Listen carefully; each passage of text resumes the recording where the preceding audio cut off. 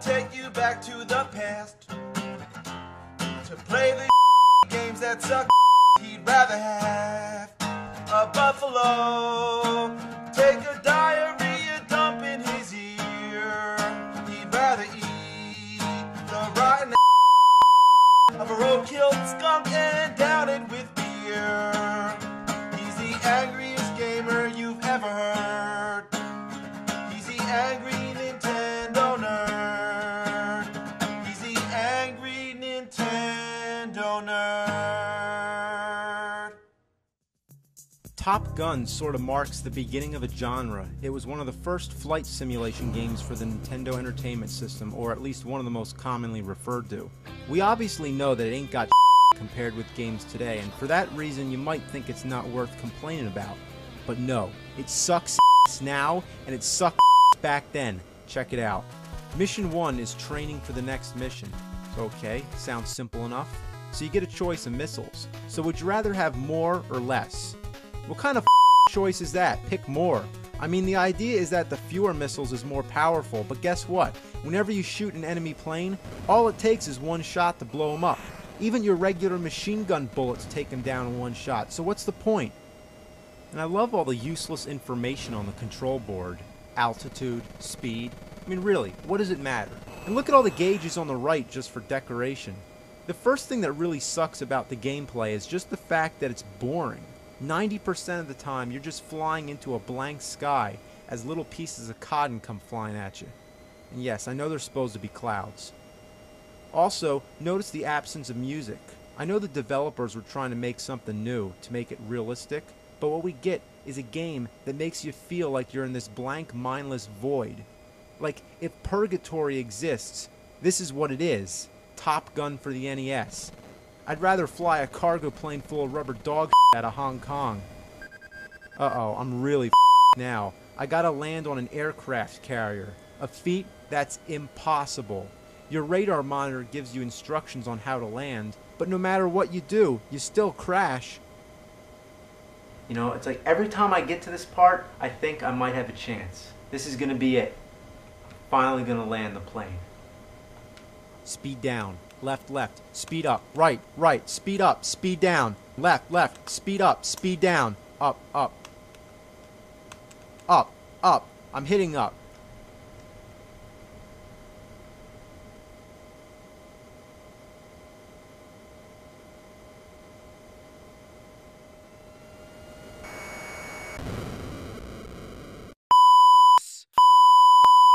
It's impossible. I mean, why is it so hard? I mean, I guess because they were trying to make it realistic, like if you were actually trying to land on a real aircraft carrier, but I highly doubt that any of this game is like really flying a plane.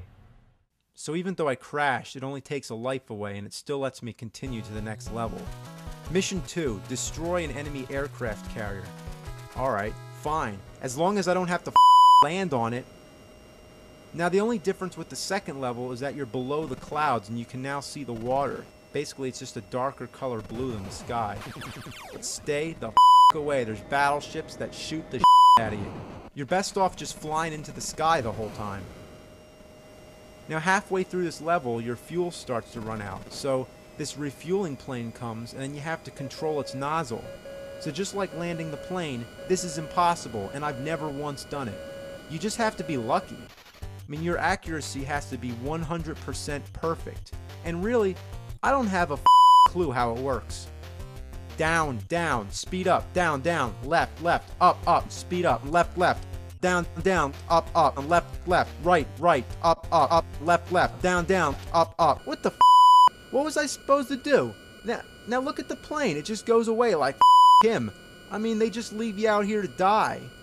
At this point, it should just say game over, but instead it allows you to play for a little longer, which is pointless. You're done for.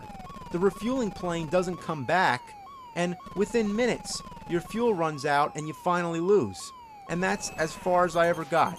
What a load of This game chews turds. This game sucks your off and spits them up your Now I know there's only 4 levels in the game, so it's kind of the same deal as Karate Kid. It's a short game, but it's as hard as a T-Rex's Now, because I've never passed that refueling plane, I've never seen the last 2 levels. So what I've decided to do here is to create my own version of what I think the last 2 levels may be like.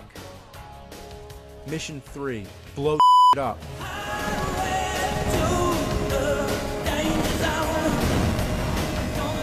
Mission 4, vent your anger and destroy the TV.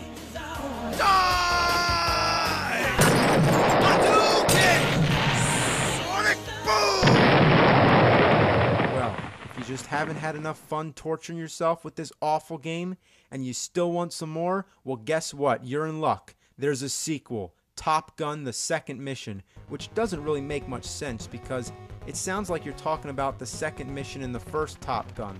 So, whatever. I mean, wouldn't this be Mission 5 and up? Even the tops of the game cartridges look completely identical. Top Gun and Top Gun. If you have a microscope, you might be able to read the second mission under there. Now, to tell you the truth, the second Top Gun isn't as bad as the original, but it sure is a hell of a lot harder if you could actually believe that. The gameplay is a lot faster.